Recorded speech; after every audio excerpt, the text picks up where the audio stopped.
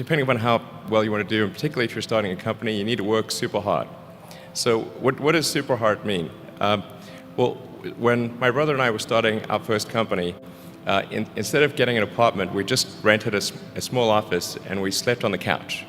And we showered at the YMCA, and we're so hot up we had just one computer. So the website was up during the day, and I was coding at night, 7 days a week, all the time.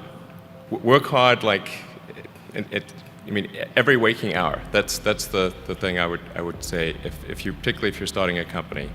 And if you do simple math, you say like, okay, if somebody else is working 50 hours and you're working 100, you'll get twice as much done in the course of a year as the other company. As you get older, your obligations increase. So and once you have a family, you start taking risks not just for yourself but for your family as well. It gets much harder to do things that might not work out. So now is the time to do that before you have those obligations. So I would encourage you to take risks now. Do something bold. You won't regret it. I guess when I was in around 12 or 13, I had kind of an existential crisis, and I was reading various books on trying to figure out the meaning of life and, well, like, what does it all mean? Because it sort of seemed quite meaningless. And then I read Hitchhiker's Guide to the Galaxy, and it was like quite positive, I think, and it sort of highlighted an important point, which is that a lot of times the question is harder than the answer. And if you can properly phrase the question, then the answer is the easy part.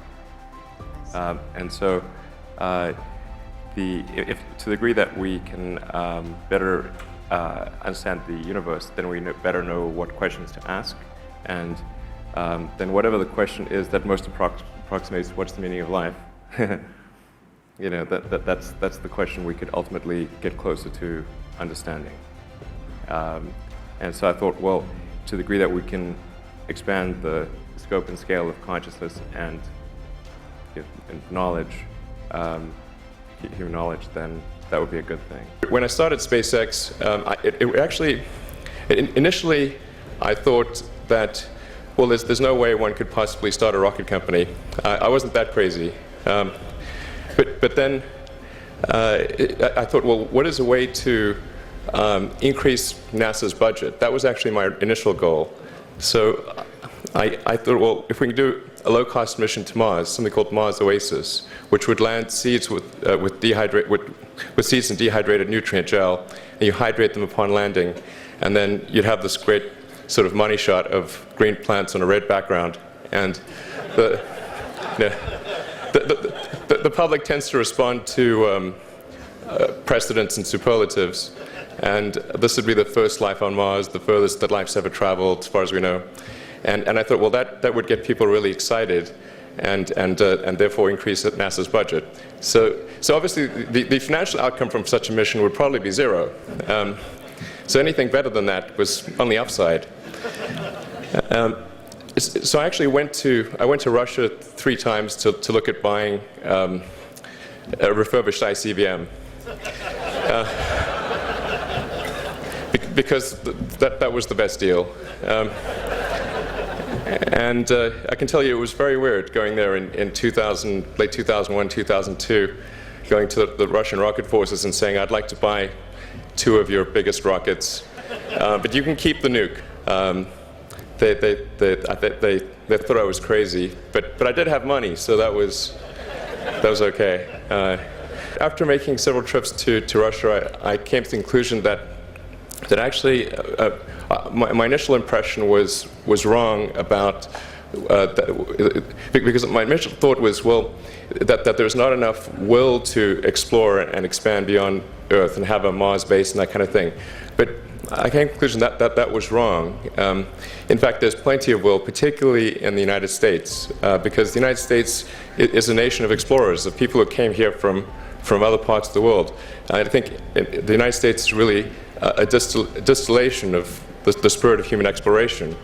So, but if people think it's impossible, then, or it's going to completely break the federal budget, then they're not going to do it.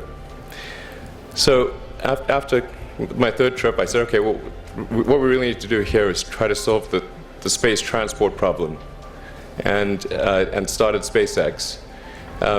This was against the advice of pretty much everyone I talked to. One friend made me sit down and watch a bunch of videos of rockets blowing up. Let me tell you, he wasn't far wrong. It was tough going there in the beginning because I'd never built anything physical. I mean, I'd built like little model rockets as a kid and that kind of thing, but I'd never had a company that built anything physical. So I had to kind of figure out how to do all these things and bring together the right team of people, and so we did all that and then failed 3 times. It was tough going. Because the thing about a rocket is that the passing grade is 100%. You don't get to actually test the rocket in the real environment that it's going to be in. So I think the best analogy for rocket engineering is like if you want to create a really complicated bit of software, you can't run the software as an integrated whole, and you can't run it on the computer it's intended to run on.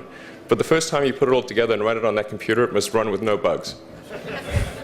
That's basically the essence of it. So we missed the mark there.